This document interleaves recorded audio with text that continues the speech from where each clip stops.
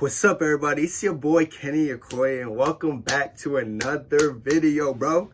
Today, bro, we're gonna switch it up a little bit. We're gonna talk about the fighters with the most potential in each UFC division. So I want to highlight fighters who I really believe are the future of the division, or once they get that title, they gonna probably have a reign for a long time, or they're just really good up-and-comers, a mix of them all. So first and foremost, let's start off with the flyweight weight class, bro. We're gonna go ahead and name Tatsuro Taira. Brother, this guy is 24 years old. 24 years old. He already has 2 submission finishes in the UFC, a knockout, a bunch of unanimous decisions. He just seems like he's on the right track. And the fact that he is 24 years old, he's going to end up being champion, whether we like it or not, later on in his career. Maybe not early. I don't see him kind of winning it anytime soon. I do feel like Pantoja is pretty dominant right now in that weight class. But I do think in the future, like give it 5 years, I do think Taira could be champion. Trust me on this, and remember I said that in this video specifically. All right, let's talk about the Bantamweight division. With this division, bro, there's kind of a lot of names because there's a lot of up-and-comers or people I feel like are going to be nasty in that division, but there's no one close to this guy, bro. 28 years old. Yeah, I'm talking about Umar Nurmagomedov. Brother, his wrestling, his grappling, his pace, his endurance is on a different level than these other Bantamweights. The only person I can see almost match Umar in this realm is literally only Merab, and that's about it. That being said, I still think Umar has the skills to beat Merab. And another thing Umar's been showing is people always talk about his wrestling finishes, his wrestling grappling, but he also has finishes on the feet using his striking. So I feel like his striking is very slept on. Kind of similar to Islam Makhachev when on the come up when he was a very grappling heavy. People were sleeping on his striking. Trust me, bro, Umar has elite striking too. And that's why he has the best potential at Bantamweight today. All right, now on to Featherweight, bro. Featherweight is interesting. You know, there's some tough people in there. There's some tough names. But trust me, I don't think this one's that close either. It's got to be Movsar Evloev. Movsar has just shown dominant grappling over the course of his whole career, bro. 18-0. People talk about, oh, he doesn't really get finishes up. Bro, the fact that he's going in there and dominating them from start to finish has to be acknowledged. It has to be applauded. He's literally going in there and just dominating these guys in one-sided fashion. The Arnold Allen fight was interesting. People try to paint the narrative that was a close fight. I think it was a pretty dominant victory for Movsar, other than the time he had his hands down and he was getting kneed in the head a bunch of times. But other than that, I think Movsar ran away with that one. But yeah, Movsar's tough. He's one of the only few people I see giving Ilya a problem right now just because it's heavy grappling base. We've seen Bryce Mitchell take down Ilya, you know. So I don't doubt that someone like Movsar could do it as well and have more success with it. So yes, Movsar, you got the most potential and he's going to be champion one day for sure. All right, now we're talking about lightweight, bro. None other than the aura filling Orobai. Bro, we should just call him Orobai at this point. Because, bro, his aura, everything about the dude is nasty, bro. People try to meme him talking about prehistoric, whatever. Brother, say what you want. When he goes in that octagon, he's mauling you.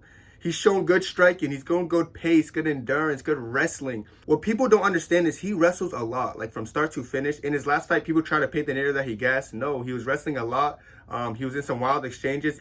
Orobai is just a GOAT, bro. I really like him. I'm on the hype train, bro. And if it's a hype train and it gets derailed, I'm still going to be riding it. I'm telling you right now, he's 26. He's going to be champion one day. 26 at lightweight, bro. Like, y'all got to realize how young that is. He's going to be champion. He has so much growing to do. And he's about to be one of the best lightweights of all time. All right, let's talk about welterweight. For this one, bro, I feel like everyone in their heads thinking, oh, he's going to say JDM. You know, I already mentioned him in a previous video.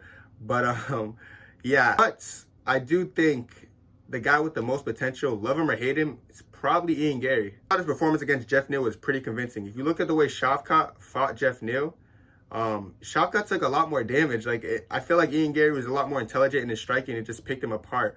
So I think Ian Gary has a lot of potential. It's just hard to fight someone that long and rangy at welterweight. And Leon Edwards, who's champion at the moment, hasn't fought anyone who's a great elite striker, especially to the degree of Ian Gary. So I think Ian Gary could be a potential champion, man. People don't really like him. I don't really have too much doubts about him, but I do think he has a lot of potential in this division. All right, middleweight. Oh my goodness, middleweight, bro. This fighter, I love this fighter. His name is Ikram. Ikram has a Sambo background, so it's so impossible to take him down. We've seen in the Hamza fight, that was the only fighter in Hamza's career he wasn't able to take down. And we see when Ikram came into UFC, he has power in his hands. He's been finishing people on the feet too. So the fact that he has a really good Sambo base and he can strike with the best, I don't think anyone in the division right now stylistically could beat Ikram. I'm not joking. I'm not trolling. This guy's just possibly unbeatable at middleweight. And there's a lot of talented middleweights, but I think Ikram's clear of all of them. He has the most potential for sure, and he's going to be a champion, no doubt in my mind. And in the rematch, he's coming for you, Hamza. Be careful. All right, for light heavyweight, This one's interesting. I kind of took a safe one with this one. I went Magomed Ankalaev. I feel like when Ankalaev gets a shot against someone like Alex Pereira, he's gonna maul him. He's gonna mix it up pretty well and just show he's a better mixed martial artist. I love Alex Pereira, but I just think Ankalaev's a lot better. I know people might be thinking Carlos Ulberg, but I'm saying like once he goes against legit comp like Ankalaev, he's gonna get exposed. So yeah, Ankalaev's only 31, one of the younger light heavyweights. Light heavyweights are kind of on the older side for some reason. So yeah, Ankalaev's young for the division, and once he has that belt, I'm telling you, he's gonna like be one of the most accomplished light heavyweights, probably behind John Jones. And last but not least, we're gonna talk about heavyweight, and this one might surprise some of you guys. I really don't care. I'm gonna back myself here. Jailton Almeida. Bro, his wrestling is levels ahead of every single heavyweight, bro. I know y'all gonna bring up his last fight, how he got knocked out. Oh, but he got knocked out by Curtis Blades. How is he have good potential? I feel like he got knocked out due to poor fight IQ. He was holding on to a takedown when he should have let it go, and he got elbowed in the head. But if you look at Curtis Blades, who's a very accomplished wrestler, he got ragdolled by Jailton Almeida bad in that fight. Like, I feel like people aren't understanding how bad that was. Very one-sided. He went in there and took him down, I believe, 9 times in one round.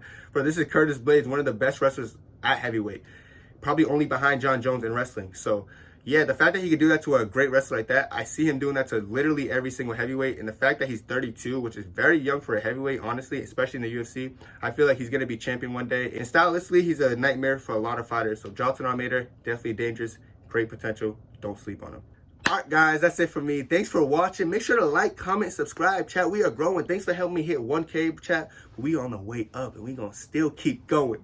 2, 3, 4.